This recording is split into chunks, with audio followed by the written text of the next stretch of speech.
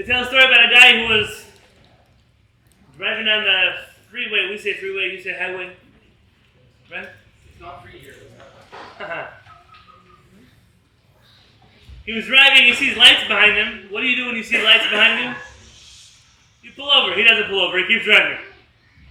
The guy gets in a loudspeaker, plays, "Hey, pull over, sir!" He starts driving faster. Faster, took the whole high-speed police chase. They pull him over on the side of the road. They said, "Yeah, you're mine, you run away from the police. Why are you running away from me? You just ran a red light, it's not a big deal." He said, "Let me tell you a story. He said, my ex-wife, she left me for a police officer. And I thought you were coming to give her back, so I was running away." Same guy was once driving on the road, and he gets pulled over. The police officer comes over and says, "Sir, I want your license and registration, please." He says, "Officer, I really would love to give you my license and registration. The problem is that it's in the glove compartment. So reach over and open the glove compartment." He said, "Officer, I really would love to open the glove compartment. The problem is that in the glove compartment, I have a firearm which I don't have a license for." He said, "Well, why on earth do you drive around with a firearm you don't have a license for?" He said, "Because I just killed my wife and her body's in the back of the car. And that's why I'm running to go bury her." He said, "Yeah, you're right." He calls for backup. They surround the car, sheriff, the whole thing. They all got their rifles pointed at him. Sheriff walks over to the car. He says, "Sir, license and registration." He leans over, opens the glove compartment, takes out his license and registration.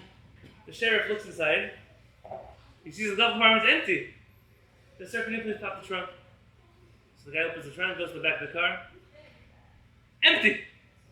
Aside from a few things he had to return at the store that he never got around to returning. He says, "I don't understand. The officer that called me in as backup told me that you were driving with an unlicensed firearm in your glove compartment and a dead woman in the back of your car. So tell me that liar also told you that I was speeding."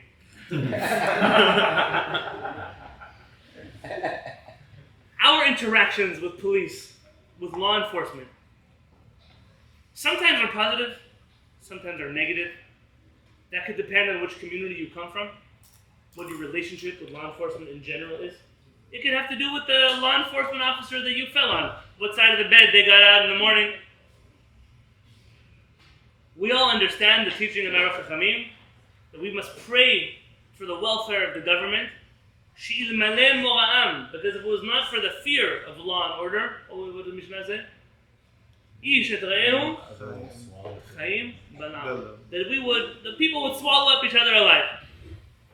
So we need law and order. The problem is, on the flip side, sometimes we feel stifled, oppressed, suppressed. Like I said, it could depend very much on where you come from and your experience with law enforcement. And this has led, in recent years, to much conversation in general about the nature of a police force. Do we need a police force? Can we get rid of our police force? Should we shift resources to other places?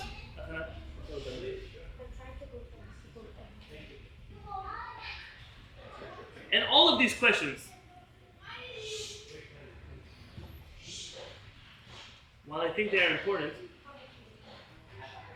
all have a very interesting solution in halakha. I recently mentioned in one of my shiurim, on a tangent, a certain situation that happened between law enforcement officers and a citizen of the United States of America. I used the word police brutality.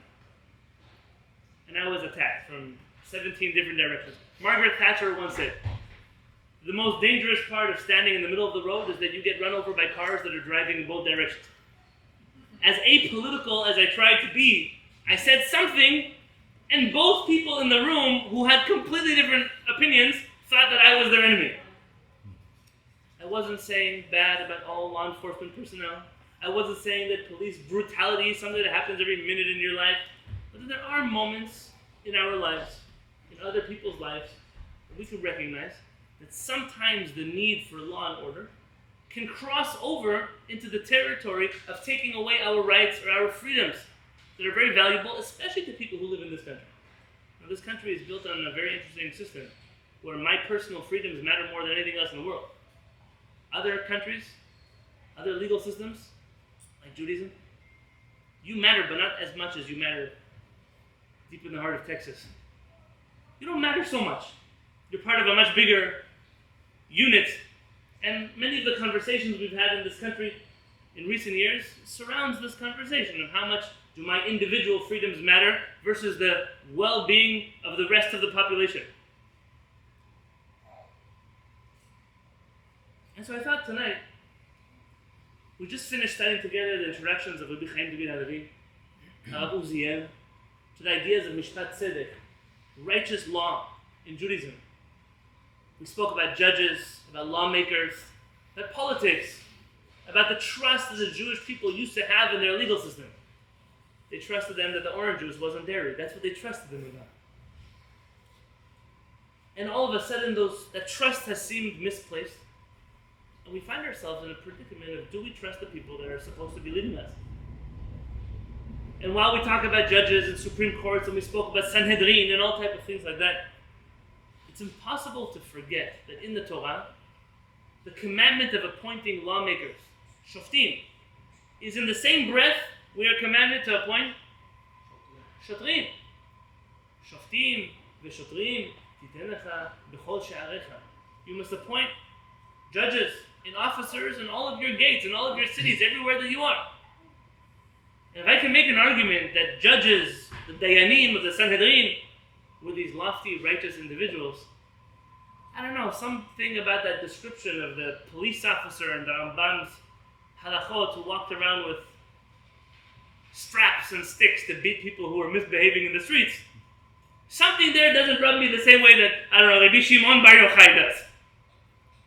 And I think tonight I wanted to walk into the can of worms that is going to be, what is a police force in halakha? How does that calculate into the realm of Mishpat Tzedek? And like everything else that I've taught until now on this Shiviti New York platform,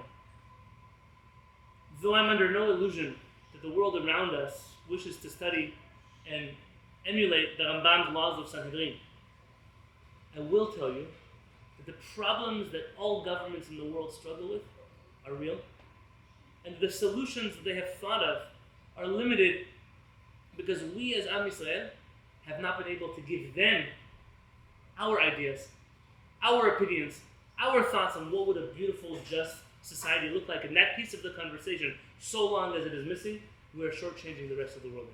At that point, we were shortchanged until now because the Rabbanit was not here. That is my dear wife, Rabbi David Halevy. We got what Brooklyn like. We did come together.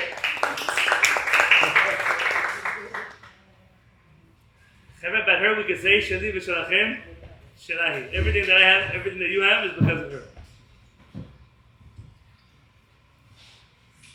It's okay, bring another chair, bring it.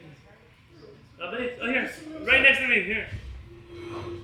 So if you're on page 1. We're not in Bar Park anymore. Men and women are allowed to sit in the same room.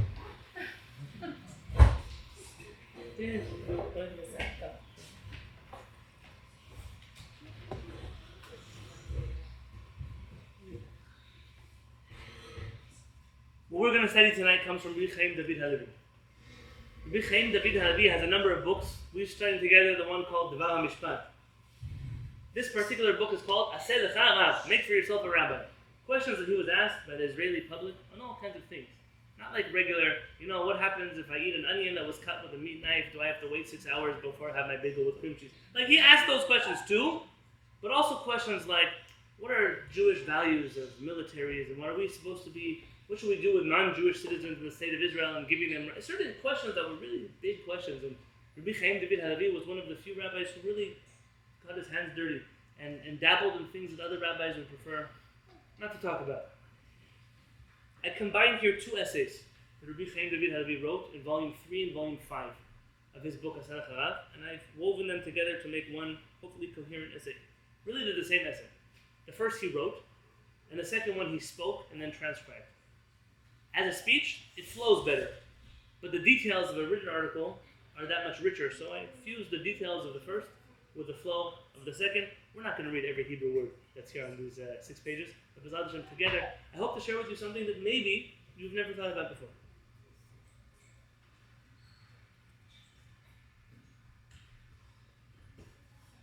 In page 1, source 1, Rabbi Haim David Halevy says the following: Barur biyoter. It's very clear and evident. Shama'atzar, that detainment of an individual, arrest. Is there a legal definition between arrest and detain in American law? Can someone help me? Yeah. Detain means you're not under arrest, but they're holding you to figure out if they want to arrest you or not. So it's holding you until they figure out if they want to arrest you. The minaf kamina. So arresting would mean Then they start the process of prosecuting you. That's how the initial step occurs. okay. Rabbi Cohen has many different hats that he wears. The blue hat today, but he's also an attorney. He's also a very talented individual. So I take his definition as legally sound. I'm going to use the word arrest, if that's okay with you. Barur biyoter. It's very clear. Shema'atzar. That arresting citizens, hu reshit halichei hadin, is the first step in the system of law. You know, when a person starts to have a record, they go to prison, jail, good words too. They go to court. All of those things start with the first step of taking a person out of their freedom, out of their world. They're walking down the street. One person, two people wearing uniforms, arrest them and say, sir, gotta come with us. At that moment begins the whole process of din. Everything we've spoken about, mishpat that we've spoken about, starts at the moment that we take a citizen out of their everyday life. Now later in our Kehillat, the Rabbi Haim David Halevy, he's going to talk to us in general. Do we have the right to detain people? Who gave us the right to take a person out of their life and put them in a cage? For how long? How long can a person live in a cage? I have a shiur on the YouTube channel from a very long time ago, discussing the Jewish alternative to the prison system, because as you know, Judaism has no prison system. There are some later authorities who have tried to justify a prison system in halakha, but in halakha, there is no such system. The reason is very simple. We have the right to execute a person. We have a right to penalize a person for the purpose of rehabilitation. Someone stole from somebody else. We have a right to make them pay back what they stole. But to take them away from their spouse, from their children, from their family, from their life, from their home, from their job, and put them in a cage somewhere is not a freedom that we have in halakha. You can kill them. You can let them free. You can charge them. You can make them pay, but you can't take away a person's freedom. And that's something we're going to discuss at length later on in the year. For right now, I don't want to go that far. ולכן נפתח בבירור נושא זה בהלכה שהאדם הינו אחת הבעיות הקשות שהרבו להעסיק אותנו לאחרונה. Says Rabbi Haim David Halevy, this is a problem that we're dealing with. What is the status of arresting people in halakha? כיצד ניתן למנוע עוגמת נפש וצער מאנשים חפי פשע? How do we avoid discomfort, suffering from innocent civilians? הנופל עליהם חשד, who are now suspected of a crime, שמתברר לבסוף שלא היה לו כל יסוד. And we find out later that there was not even grounds for this person being a criminal in the first place. Give an example. Someone's walking down the street. They were accused of raping somebody else. It happens. They matched and identified a person. That person looks like the criminal. The situation seems to match. We stop this person. We start their process in the system. They finally come out innocent. How long does it take to come out innocent? 20 years, 30 years. Depends where you are. Depends where you are. Depends how much money you have. It depends how much money you have. So in a self-defense law course that I took, the teacher, he said, justice is what you can afford. I'll give you an example. In California, if a person has someone break into their home and try to kill their child, and the homeowner takes a baseball bat and kills the person who tried to kill their child, are they guilty of murder? No. No, they are. I mean, they did murder somebody, but it was permitted under the laws of self-defense. What happens at the moment the police officers arrive? They arrest them.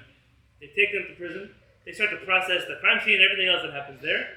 In order to plead self-defense, you first have to plead guilty. Because every person is innocent until they're proven guilty. But in order to claim that I did something out of self-defense or a plea of insanity, a person first has to admit that they killed somebody. So in order to plead self-defense, you first have to admit to murder. And then you can be tried for self-defense. Which means that if you can't make a good proof for self-defense, you might have been better off not admitting that you killed the person in the first place. Let them break it. In the state of California, the cost for coming out innocent in a self-defense lawsuit that you are entirely innocent in is upwards of $400,000 that you have to pay for on your own. That's not to mention that after you are free of criminal charges, you can be tried for civil charges. Like the guy in California who killed the guy who tried to kill his child.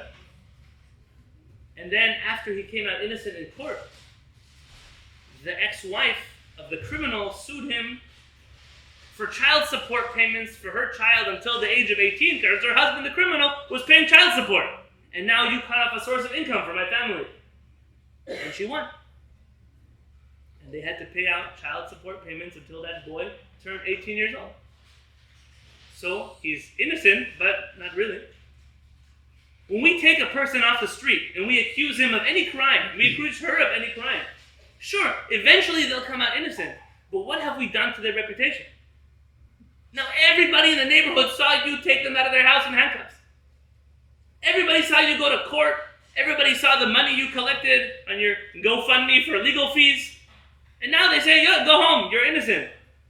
You think they're ever going to take me again as a teacher in my kid's school? You think I'm ever going to be the chaperone on my child's field trip? You think they're ever going to appoint me as the president of the synagogue? Don't worry, nobody wants that job. It's not a good job. Not a good job. As the rabbi for sure, because anyone comes out of prison, you get extra credit for being a rabbi. That's always how that works. Yeah, but everything else, it doesn't work that way. So how do we avoid causing distress, long-lasting harm to a person who was arrested? We're trying to keep law and order, but at the same time, every time we arrest a person, we're risking ruining their life. What's the balance? How do you figure it out? So Rabbi Haim David Halevy mentions there were some suggestions in Israeli law. The first was to prohibit telling people's names. So we won't release anyone's names until they're guilty. This happens a lot in very sensitive cases, at least in Israel. They say they arrested Mr. ABC. And only if Mr. ABC is proven guilty, then they release his name. The problem is that works only when I don't know who Mr. ABC is. But his next door neighbor knows who ABC is. His boss at work knows who ABC is. You still can't save a person from the harm that happens in their immediate circle. And the second was, maybe the police can't arrest anybody until they're certain the person is guilty of a crime.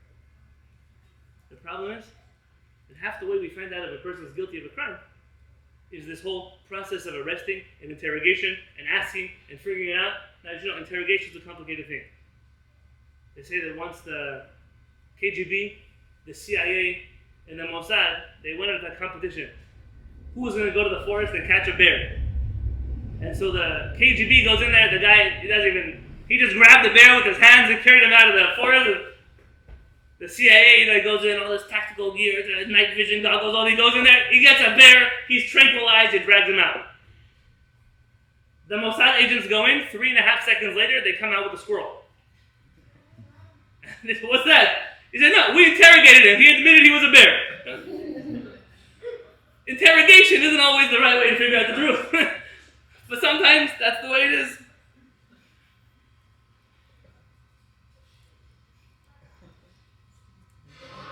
בצורה שבה הדמנו את השאלה כבר ניתן היסוד לתשובה על פי ההלכה, in bold words says Rabbi Haim David Halevy. From the way we ask this question, I can already tell you that if you were listening, you could already guess the answer. But נתבונן איפה לראשונה על מהותה של משטרה בהלכה before we even answer this question. How do we avoid harming innocent people's reputations through arrest? Let's first figure out why we have a police force in halakha. In your opinion, what is the purpose of having a police force? To keep law and order. To keep law and order. Okay, you agree? Perfect. Public safety. How is that different than law and order? Asking me? Yeah, sure, guys, yeah. How is public safety? Different than law and order. Different than law and order. So law and order is to abide by the rules, the regulations of your area. Safety, this is, I think, a more intimate, more personal. I think law and order is more general. Okay. I think law and order is more like what happens after a crime is done. Public safety, like preventing crime. Okay. Yeah. Defend the interests of the rich. That is not a politically charged statement. Okay, who else? Yeah, it is. Or are argue that law and order would be things that are not public safety but are still law breaking. Okay, tell me what else police do. What else do they have? What else is their job? I mean, like, if, for example, someone is suspected of a financial crime, there's no public safety involved necessarily, but Okay, what is the police job though in a financial crime situation? What do they do? They'll go to the person's house and make the raid, make the arrest, pull him out or her out. So can I add another definition here that part of the job of the police is not just to arrest people, but also to build a case against people that they need to arrest in order to keep them locked away or to find them guilty. Right. That detective process, that investigative process is part of their job. They're not just there giving out tickets because you're parked by a fire hydrant. They have other jobs there too. Rabbi Haim David Halevy has one more, and that is that in general, police are there to help guide the public in living a law-abiding life. So not just catching them when they do things that are wrong, but there's the part of the police officers who patrol the neighborhood and talk with the high school kids and make sure they stay out of trouble and play basketball with them or whatever might else be. That's also another job that the police officers have. In other words, to be role models. I'm going to avoid saying that, but kind of. To take care, it's preventative. It's not just to catch the criminals, but also to kind of give, you could say role model, to give an example or to guide people on living a life that is proper and within the boundaries of law. You can argue that some police forces never hit that ideal model of living by example, but one thing at a time, we're talking now in the realm of theoretical. Knowing those things, where does the Torah say that we must have officers? From the pasuk that I mentioned to you, shoftim v'shotrim, that you must have judges and officers. Titen lecha b'chol sha'arecha, that's in Devarim. And our rabbis tell us, minayin shema'amidim shoftim l'Yisrael, Talmud lomar shoftim titen, shotrim l'Yisrael minayin, Talmud lomar shotrim titen. How do you know you need judges? The pasuk says you need judges. How do you need officers? The pasuk says you need officers. And that's how you know that you need each of those. Law enforcement. Rabbi Haim David Halevy in the bottom of page 1. Law enforcement is something that judges and officers do together. How so? Sometimes the judge rules something, but the only person who can actually go ahead and make that happen is the law enforcement agency. They can execute that which the judge decided in court. Maintaining law and order, like we mentioned, you find in halakha that the police officers had a very interesting task. Their job was to go from business to business and regulate the weights. You ever gone to the gas station and you have a sticker on the gas station? I don't know, New York also? Yes. They're making sure the pump is actually giving you the gas that you're paying for. Now, there is a government agency that does that, like the fire department, that'll go through buildings and approve them if they're safe for fires or not. I just got back from Borough Park. That's one of the Shisha mitzvahs that they know of. Weights and measurements. Very good. But this is a fundamental part of law enforcement, is to make sure that society is following law and order, even on things that are as petty as, the scales that people are weighing things at the grocery store.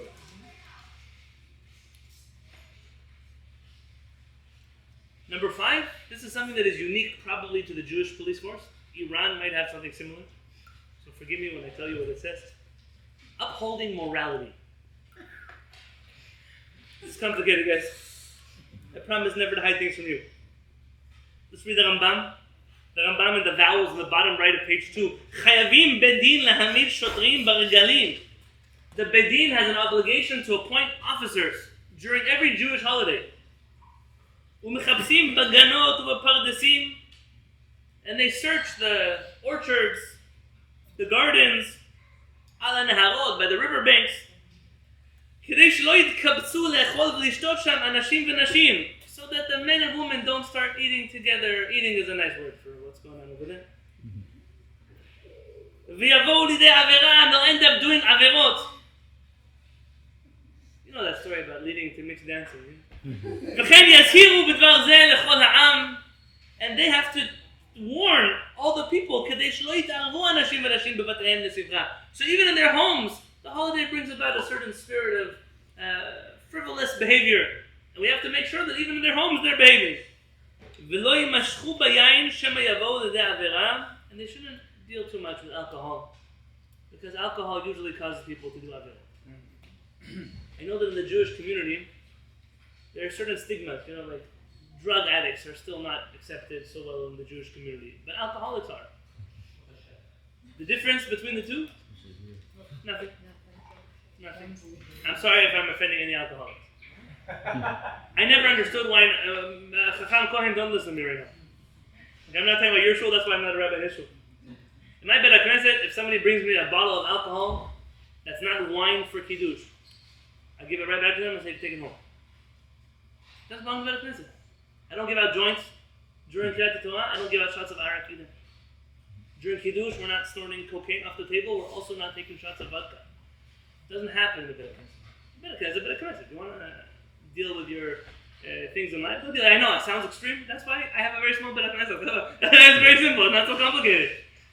You guys, someone wanted to pray mincha here. There's a reason I don't pray with everybody, because you want to handle, and not everybody would handle having tefillah with me. Learning, you can learn with everything. You can learn with cakes that are dairy, that are really dairy. It's okay. Upholding morality, the job of the officers is also to make sure that the behavior in the streets is proper.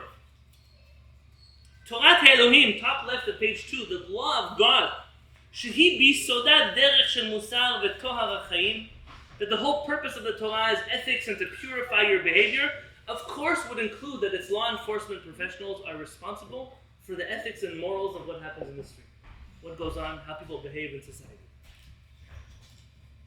Number 6. התפקיד האחראי והחשוב ביותר, המוטל על המשטרה מבחינה משפטית, the most important and authoritative task that police officers have, הוא מעצר חשודים לשם העמדתם לדין, is to arrest suspected criminals in order to bring them to trial. בתפקיד זה מתבטא כל חשיבות סמכותה ומעמדה של משטרה בהלכה. In this particular job description of law enforcement, you can learn everything you need to know about what halakha has to say about the police, how important this institution is. And he's now quoting from himself. המעצר, when we arrest a person, מתייחס לאדם שבעיני החוק הוא עדיין זכאי. We arrest innocent people or guilty people? Both. For all intents and purposes right now.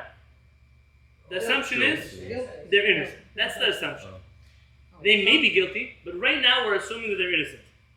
היות וטרם עמד הדין וטרם הוכחה אשמתו, because they haven't gone to court yet, and we haven't proven anything against them yet. ולכן הרי הוא פגיעה בחירותו של אדם שהוא בחזקת חף מפשע. And when we arrest any individual, we are infringing on their freedom because they are right now an innocent person. Officer, I've done nothing wrong. What do you have against me? You'll find out later. I'll find out later. By the way, all of you who support a democratic state of Israel, and you are all convinced that Israel is the only democracy in the Middle East, I don't want to disappoint you. In the state of Israel, you can arrest a person for 6 months at a time without telling them why they are arrested, without giving them any fair representation from an attorney. You don't have to tell their family where they are. It's called executive arrest. And you can renew this with the judge's orders every 6 months for as long as you want. This is, you can thank, forgive me the Shiviti UK people, you can thank the British government. This is British law. When you ruled over an occupied Palestine and you didn't want citizens to step out of line, you could arrest them for whatever you wanted and let them rot in prison. Israel still does this. It's something that perhaps the American conscience can't even imagine. But you should know, it's okay for you to support Israel, it's okay for you to love Israel, and it's okay for you to push for Israel to still be better than what it is right now. It's okay. It doesn't make you an anti-Semite. It makes you somebody who cares about millions of Jewish people, they're your brothers and sisters that live in the state of Israel. It's okay. I'm telling you, it's okay. Right now, this person is still innocent. שכדי להבטיח חקירתו של החשוד והבאתו בפני בית דין, יש הכרח לאפשר מעצרו. We have no other way to interrogate them and bring them to court if it's not to arrest them. אבל קיימות הגבלות בחוק הן לגבי עצם המעצר, והן לגבי הזמן שאפשר לעצור אדם לא משפט. But there must be limitations. Who can I just arrest whenever I want? And for how long can I hold the person without giving them access, without explaining to them what's going on? ומעל לכל החובה לשחרר החשוד למשפט, and most importantly, is to free a person until their court case. You know, in America, half the people sitting in prison are just there because they can't pay the bail. I know New York is different. I don't think it's true. But half the people are there because they have a court case, but you know, COVID. What COVID? COVID is the reason why Israel still didn't renew my passport. Because they still haven't, they're only working half a day a week. And only half a day, they still make coffee the other half of the half a day. So they're not having enough time to do people's passports because COVID.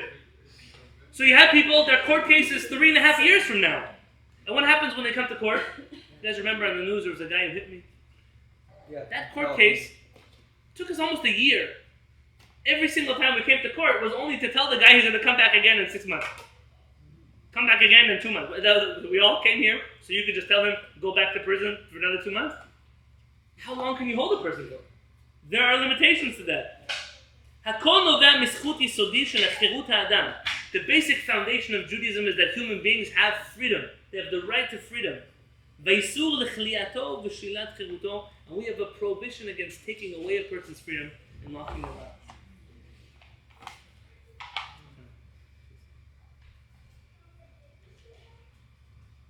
So now we arrest a person until their court case. There's an argument among our rabbis why. Why do we keep a person until their court case? Why would you hold a person in prison until their court case? Because they might run away. They might run away, and what's going to happen? You can't get them. They'll do more crime. Okay, they'll do more crime. Some of our rabbis are concerned, listen, how are you going to make sure they're going to come back to trial? You let them go, you'll never see them again. Some of our Chachamim say that's not the problem. How could it be that someone punched somebody at a bar, that person is hospitalized with a broken head, their arm is in a sling, they can't walk, but the person who hurt them is walking around freely among people.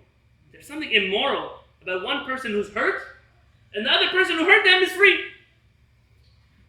Between these Chachamim, there's a debate. You can read this on your own on the bottom left of page 2. Part of the reason why we hold a person, let's say that guy at the bar punched his friend. What is he charged with? My attorney's here. And battery. So assault is Threatening threatening to hit a person. Battery actually. is actually hitting them. That's civil. Civil. Yeah. In criminal, depending on the state, assault is hitting somebody. Hitting somebody. Now what happens if this person dies 3 days later in the hospital? Homicide. It's Very good. over. That's already killing a person. So part of the reason we hold the person is to find out what are we charging them with. Is the person getting out of the hospital? Or are they still there? So part of the reason we detain them and don't let them go is because we still don't know, are we trying this person for hurting someone else or are we trying them for killing somebody else? Those are two completely different court cases, and we can't let them go until we know what to do with them. We'll have an easier time letting a person who hits people go versus a person who kills people go. That's part of the reason we detain them too. If you look on page 3.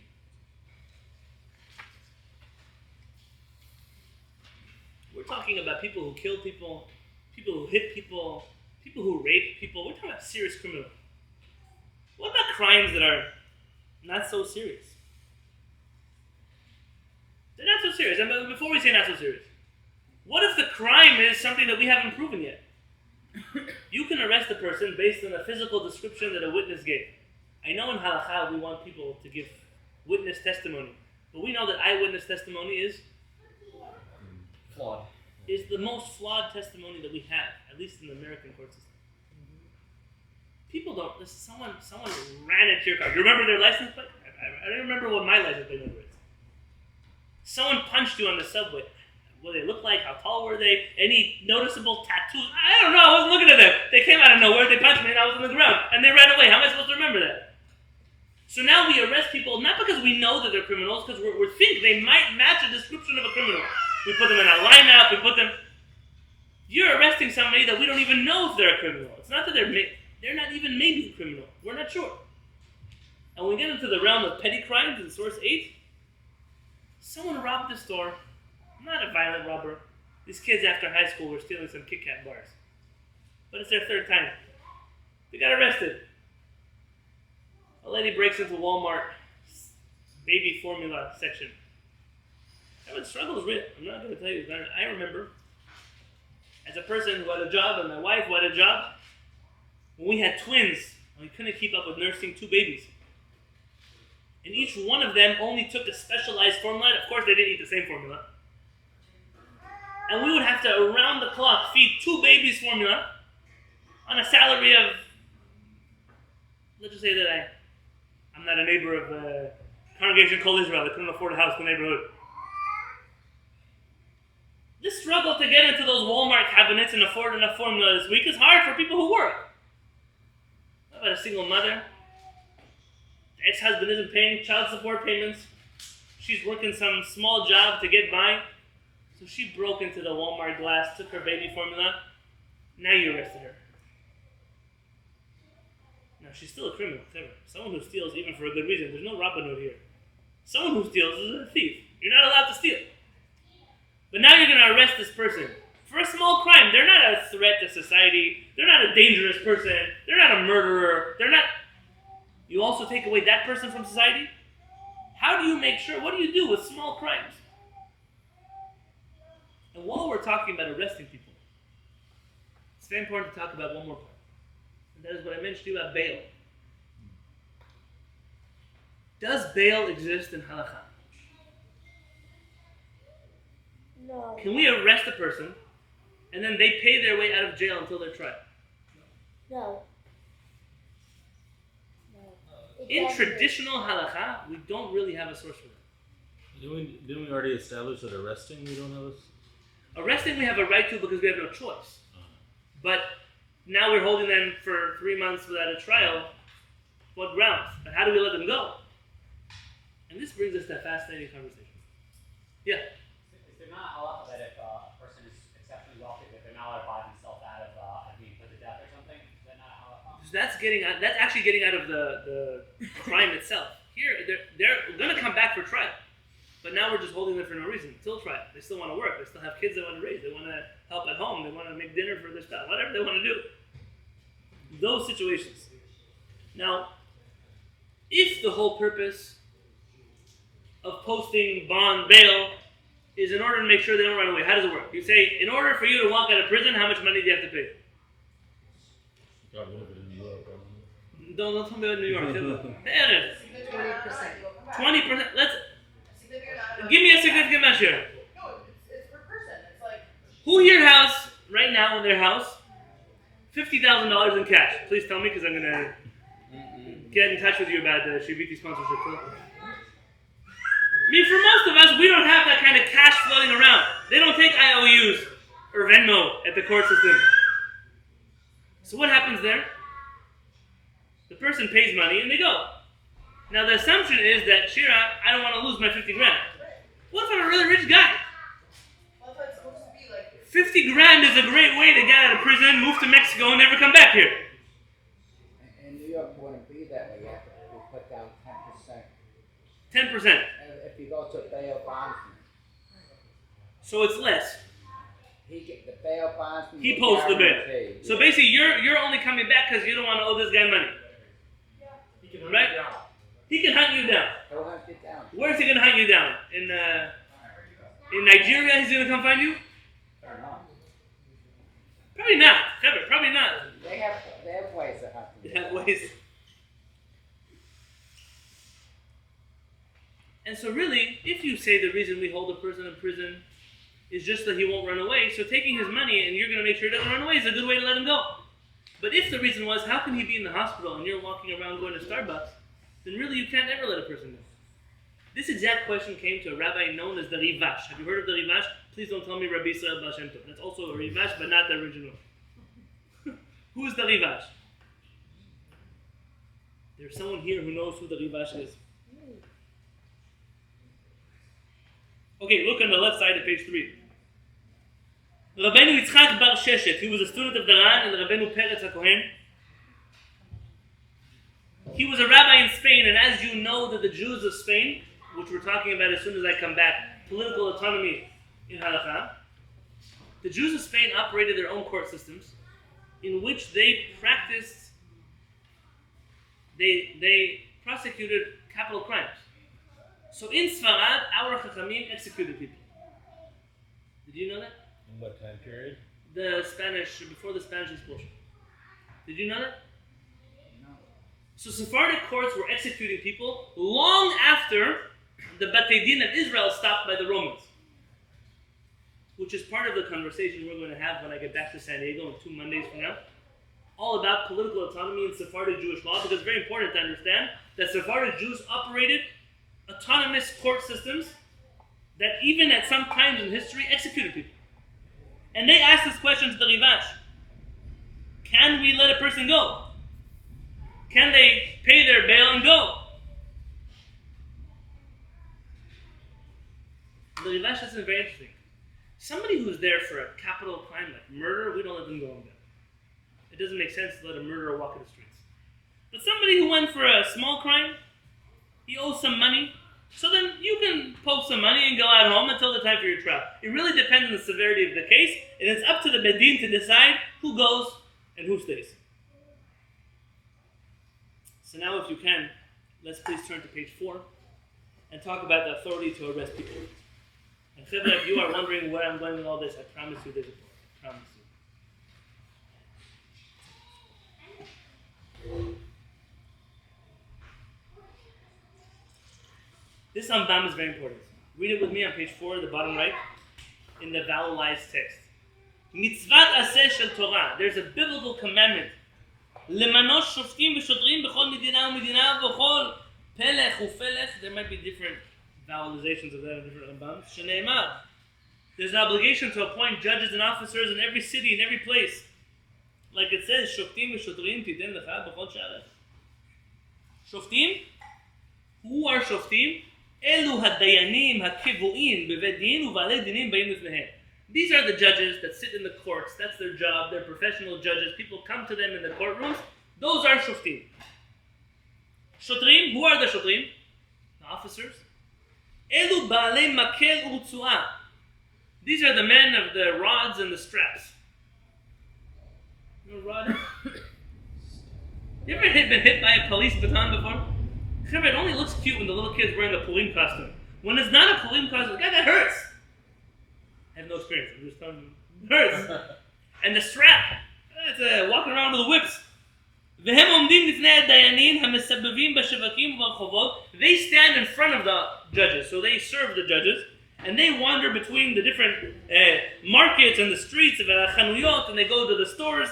לתקן השערים, to fix the measurements, והמידות, ולהכות כל מעוות, וכל מעשיהם על פי הדיינים, and everything they do follows the rulings of the judges, וכל שיראו בו עיוות דבר, מביאים אותו לבדין, ובדינים אותו כפי ראשון. And every time they see someone who's violating the law, they bring them to the bedin, they work for the judges, they bring them to the court, and let the court figure it out. A police officer ever said, listen, I can't get involved, that's for the judge. Tell it to the judge. That happens all the time. I work for the judge. My job is only to bring you to the judge. Yes? Ad kan Lashon Rambam, that's what the Rambam says. So there's two types of judges, officers. Officers work for the judges. They walk around and bring potential criminals to the judges, and the judges judge those criminals. Rabbi Haim David Halevy suggests a completely different reading of this Rambam. Now at first, it might sound like a suggestion that doesn't make any sense. But he has 7 proofs to this reading. I want to read it to you again. He says there are judges that are kvu'im, established professional judges in courts. And then he said there are officers who stand before the judges and they wander the streets and the marketplaces. But he says you can read this in a different way. On the page left, top left of page 4, I want to say something, I'm just suggesting, a theory. There were 2 types of judges.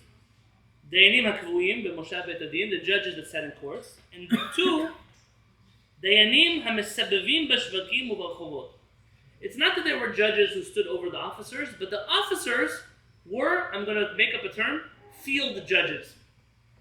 They were judges that walked around the marketplaces, that used their power of judgment. They were judges to arrest people and bring them to the established courts. This is very important. Because it means that a police officer is not just a clerk who works for the court system. It means that a police officer, according to this reading of the Rambam, is... No, he's not a judge or extra judge, he's a judge. Meaning... He has that certain knowledge. He has a certain knowledge. Do you remember the halachot of judges? Everything a judge needs to be a judge. This person has the power, the authority, but also the education and the personality of a judge. to be able to arrest someone in the street and bring them to the established judges in the court system. Rabbi Haim David Halevy says in section 11, so essentially, officers are judges, but I have no proof anywhere in Judaism that's the case. It's a nice reading of the Rambam, but it doesn't really have any support. Unless you start to read the books of rabbinic literature a little differently. Turn with me to page 5 because you're almost at the end of it.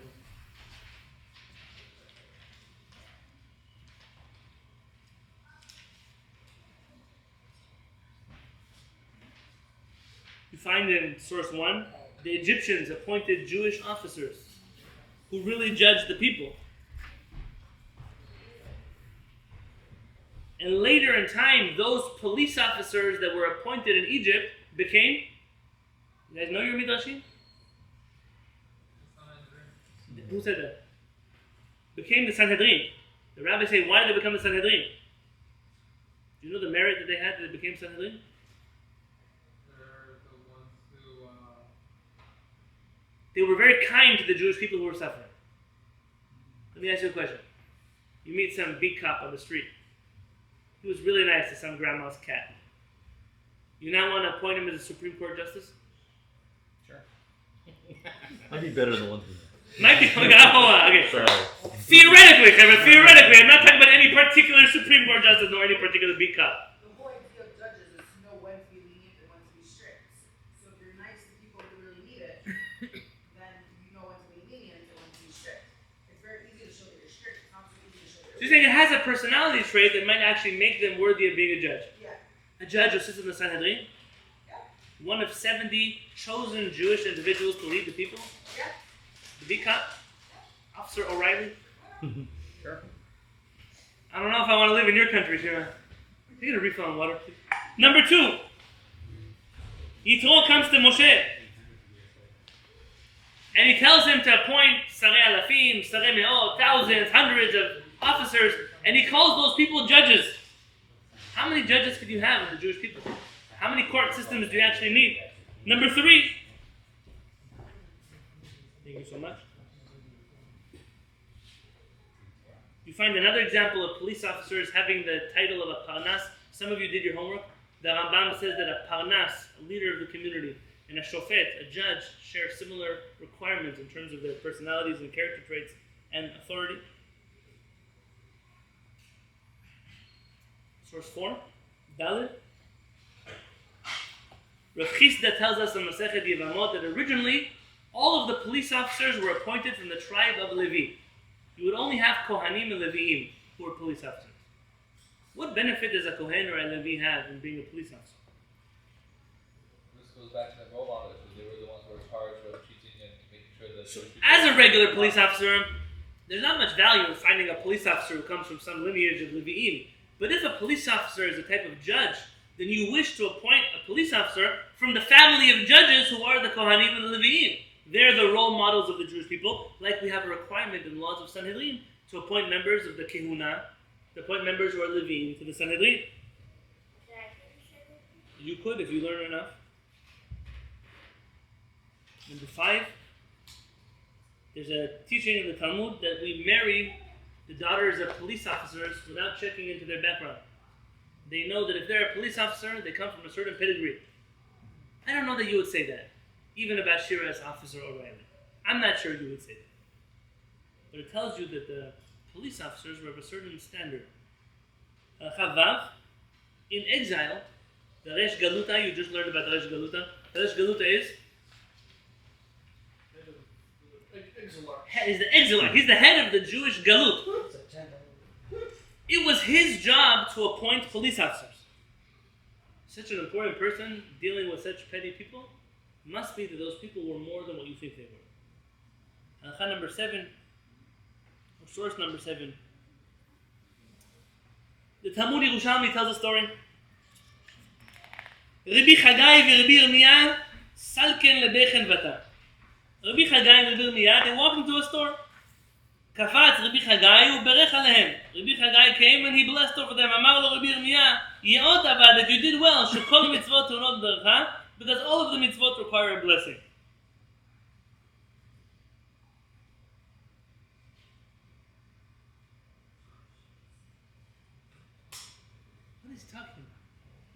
seems that according to the Talmud Yerushalmi, when the police officers would come through your store to check your weights and your measurements and your everything is working, there was a blessing that you would say. A blessing of Baruch Ada Hashem, that you commanded us to have fair and honest measurements and weights, being part of a civil society. And this was the job. Who was going around checking people's stores? Who were the police officers? Rabbi Chagai and Rabbi Yirmiyah. They were the authors of the Talmud Yerushalmi, not just regular people. And therefore, says Rabbi Haim David Halevy something else. In source 13, Kach uftach halacha. Halacha therefore promised us. Shelo yipaga shum adam mima'atzar bilti tzodek.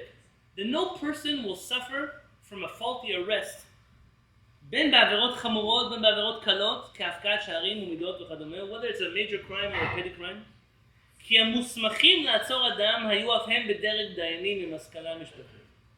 Because in order to have police officers, those police officers had to be people of the stature and the intellect of judges of the Jewish people. What did we just say? What's my answer to this whole long sheet? How do you ensure that police forces don't end up being too forceful? That police brutality is not a thing? How do you ensure that police officers will not abuse their authority or become corrupt? How do you ensure that police officers will not be racist, will not hate people? How do you ensure that police officers won't arrest people on frivolous charges? How do you ensure, I can keep saying, how do you ensure that? By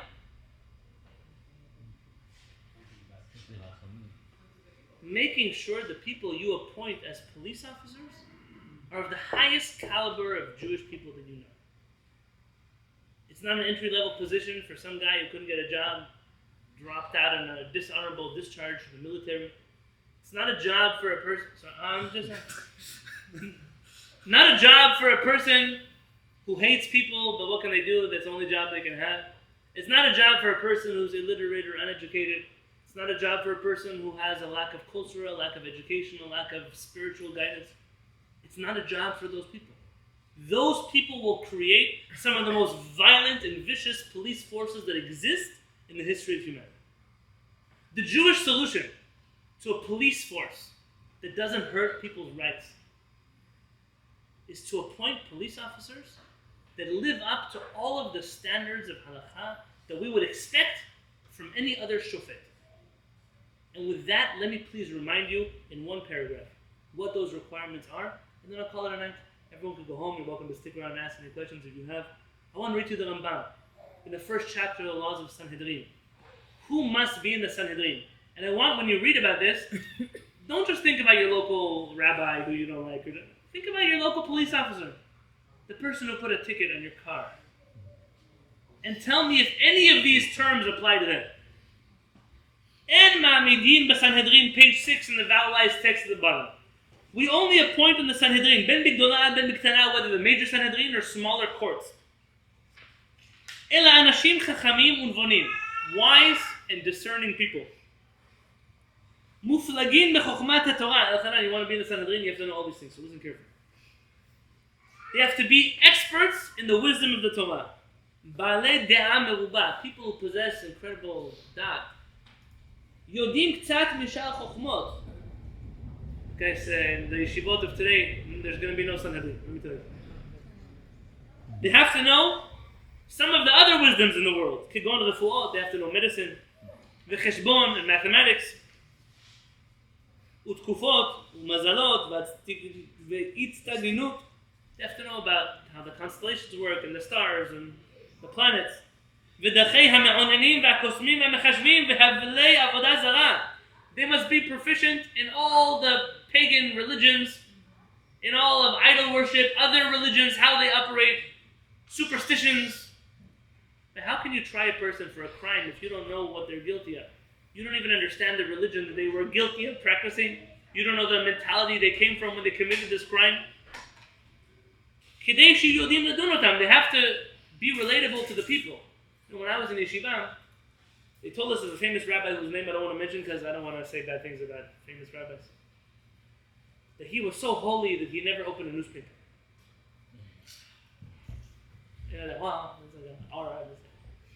I remember many years later, I was sitting in a convention of rabbis in Yerushalayim, and one of the professors came to speak to us about Rav Uziel. the first Sephardic chief rabbi of Israel, who we just finished reading his introduction last week. Rav Uziel, religiously, after he prayed Shacharit and he studied Torah, he would come home to have breakfast, and for half an hour every day, he read the whole newspaper from cover to cover. Every single day. Why? How can I be the chief rabbi of people and I don't know what's going on in their life? How out of touch would I be with the rest of humanity? So what right do I have to lead them? Meaning, if I claim to be a leader of people, then I have to know what they're going through. It's really nice for me to sit in my ivory tower, my air-conditioned Midrash, my whatever reality I live in, my la la land. I don't know what people go through every day. I don't know what they're struggling with every day. I don't know what the stock market's like today. That illiteracy creates for illiterate leaders, not for holy people. It makes for buffoons. Buffoons don't do a good job leading the Jewish people. If I were to tell you something now, is that every problem that we've had in the Jewish people, from the beginning of time until today, every single one of them, can be blamed solely on inept spiritual leadership. We are responsible for every single one of our own downfalls. Every one of them. It's not Hashem punishing us. It's not some cosmos that is out to get us. We make bad choices. Part of those bad choices, who do we choose to lead us? That's who you want the chief rabbi to be? That's who you want your kid's school teacher to be? The kollel dropout who couldn't get a job in Lakewood, so he moved to the 5 towns to teach your kids Gemara that he hates, but he also hates your daughter because she's learning Gemara, so now she goes to high school, has a bad reputation, then she goes to seminary and meets some other crazy rabbi. That's what you want your children to teach them? That's what you want? And then you wonder why the Jews look crazy. The Jews look crazy because we make crazy. We enable crazy. We donate to crazy. Last time I was here, I spoke about the ignoramus infestation. That's what I spoke about. You guys were laughing a little more, that's you. But these are all parts of the same problems. Who will lead us? And when we choose the wrong people to lead us, we suffer. Says the Rambam, ואין מעמידים בסנהדרין אלא כהנים, לוויים וישראלים המיוחסים הראויים להשיא לכהונה. There has to be a certain type of pedigree to a person that they can marry Kohanim. They can be Kohanim, they can be Levites, so it doesn't matter where they come from. But that's the people of a certain background. Bedin shel shlosha, the court of 3 people, so that's a regular bedin. Anywhere that you go, there's a regular bedin of 3. אף על פי שאין מדקדקים בהם מחוללו הדברים, so you don't need them to be PhDs in mathematics and familiar with comparative religions, but some things you do need from every bedin, every police officer, every single police officer, even the one who gives you traffic tickets. צריך שיהיה בכל אחד מהם 7 דברים. They need 7 character traits. ואלו הם. חוכמה. Wisdom. I was also with my father in the Galilee in Israel. We were driving, and the Israeli police, they set up they call it a checkpoint. What is a checkpoint? The guy got bored. I don't know, he's suffering, he ate too much shawarma, so he needs to take some Tums, but he couldn't find a gas station. So he pulls over cars because he's bored. He tells 9 cars, pull over. Why? Let me check your license.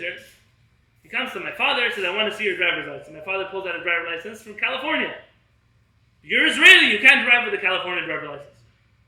He said, sir, I can. They would not have rented a car for me in the airport if I didn't have a valid driver's license. And then this guy, the only language he spoke worse than Hebrew, he's Israeli. The only language he spoke worse than Hebrew was English.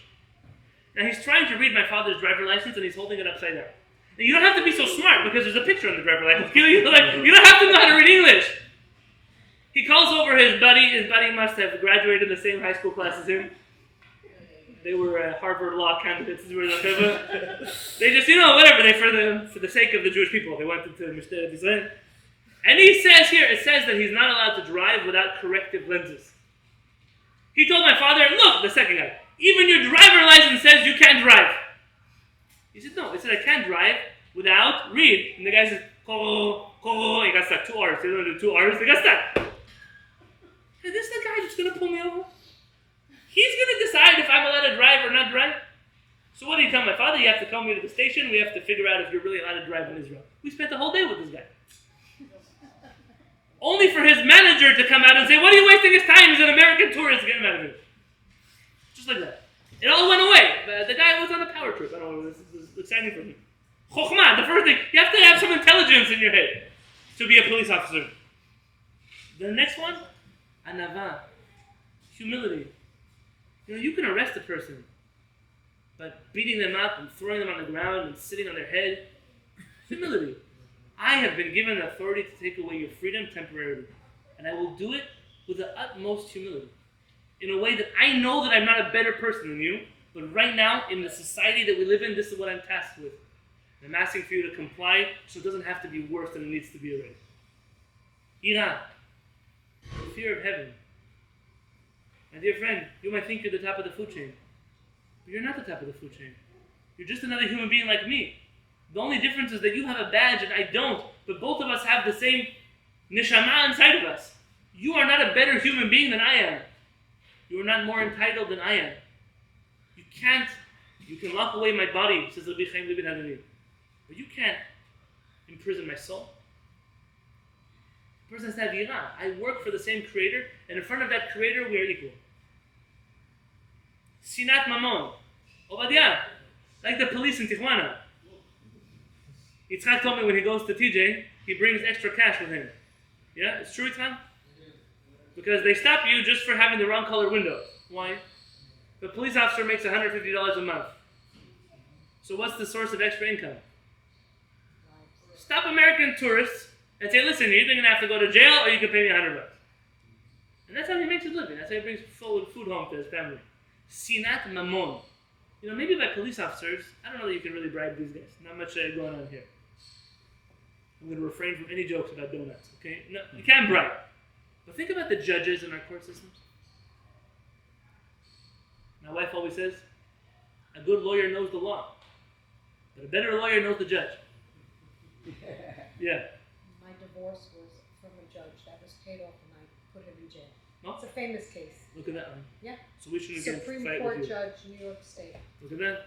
So these can happen, and this is something very important. Ahavat ha'emet. A person has to be someone who loves the truth. The law says, what about the truth in this situation here? If you're not a truth seeker, then you're in the wrong profession of being a law enforcement. It's a Torah of truth. The Torah is a Torah of truth.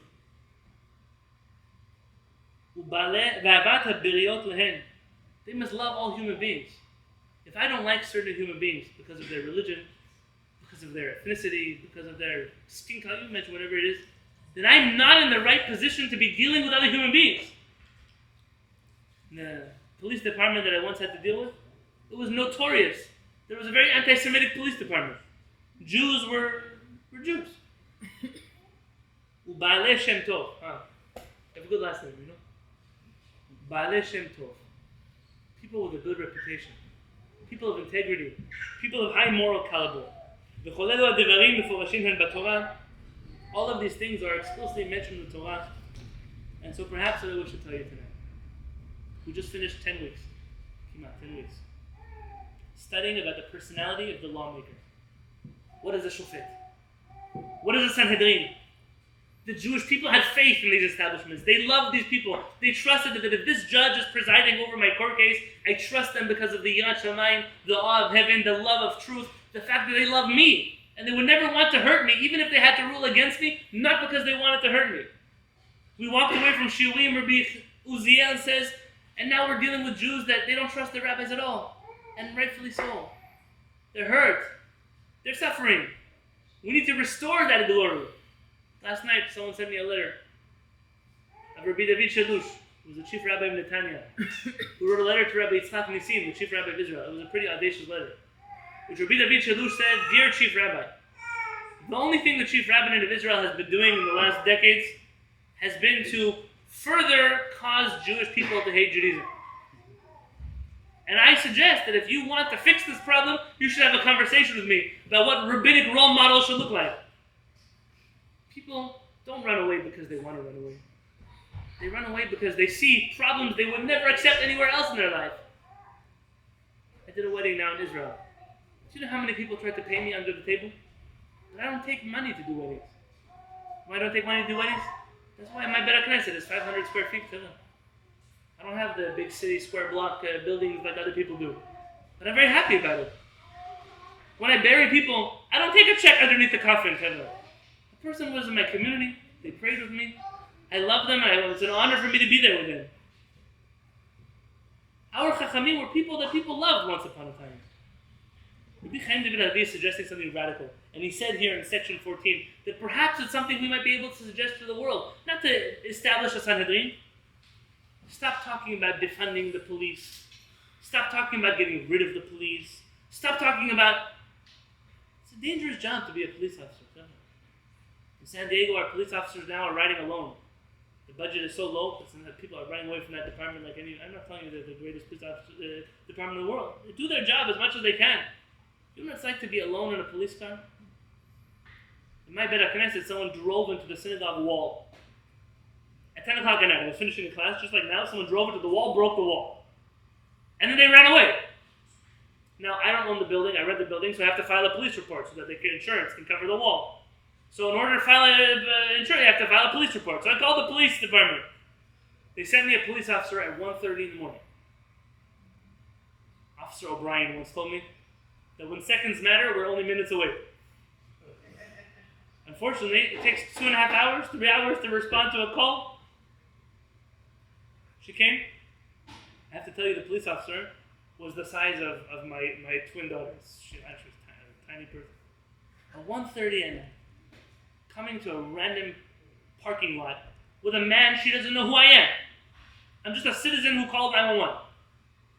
I was afraid for her. If you were my sister, I wouldn't want you to have the job. If you were my brother, I wouldn't want you responding to some shootout in Southside San Diego alone. All of the solutions that people are talking about that are from passion and from anger, from love, from care, whatever it is, the Torah has a different solution. You don't have to get rid of the police force. You have to upgrade your police force. Just like we expect greatness everywhere, we expect greatness from the people who deal with our everyday life. They detain us even momentarily. They take away our freedoms. I want to know that I'm in the hands of a person I can trust. A person that cares about me as a citizen. A person that cares about the truth. That cares about our uniqueness in front of the creator of the world. You know, you can think, wow, it's such a crazy idea. How are you ever going to find enough people like that? But that's what Jewish history shows us. Our shotrim were just like our shoftim. We didn't just take anybody for the job.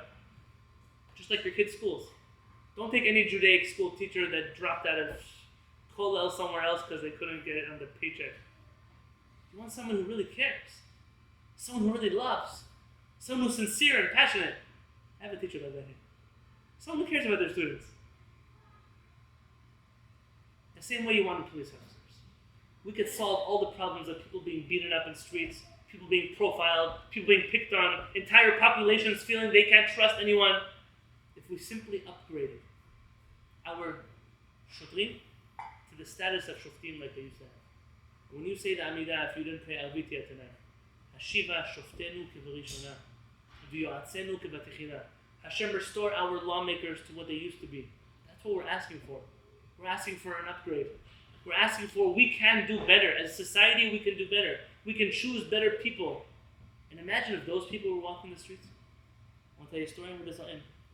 One of my favorite rabbis you might know is Rabbi Yosef Massas. Rabbi Yosef Massas was the chief rabbi of Tlemcen in Algeria, born in Morocco, later became the chief rabbi of Haifa, appointed chief rabbi of Haifa by the enemy of the Jewish people, David ben Gurion. No, he has a bad reputation that he didn't like rabbis, but really, certain rabbis he was very close to. Rabbi Yosef Massas was appointed chief rabbi of Haifa. Rabbi Yosef Massas, despite his age, refused to be driven to work every day the chief rabbi in office. He walked from his house to his office every single day at the same time. There and back. There was a government driver. He could have got on a bus. There were taxis. He had a salary. He said, if I'm the chief rabbi, I need to be walking the streets so people can stop me and ask me questions. So people can come talk to me about their family, about their marriage, about their problems. What's the point of being a chief rabbi if I go from my air-conditioned house to my air-conditioned office and nobody has any access to me? Imagine if the people that were patrolling our neighborhoods were the kind of people that, oh, see those guys? I want you to go be friends with them because they'll make you into good people. Imagine when a police officer pulled you over, you felt like a big tzaddik had pulled you over. I'd say, officer, just before you write the ticket, can I get a bracha from you? Maybe you can impart some wisdom with me. Maybe you can uplift my day after you give me a ticket. Uplift my day. It's not a dream. Theodore Herzl once said, If you want, Enzo Agada. It's not a fantasy. In Judaism, our police force was beloved and trusted because of the caliber of person that we appointed there. This is a conversation that we can have with the general public. Rabotai, you don't have to hate the people who are trying hard to keep us safe. You can identify problems, but perhaps one of the solutions to the problem that nobody has talked about, raise the bar, make them higher. Find people with at least some of these 7 character traits. B'ezrat Hashem, I hope that we all live to a day where the people that surround us are all inspirations, that we inspire other people, that we fulfill all of these with ourselves, that we'll never need police officers to stop criminals and murderers because all of those people will be gone, and instead we'll have an opportunity to uplift our society as a whole. ונאמר והיה אדוני למלך על כל הארץ ביום ההוא יהיה אדוני אחד ושמו אחד.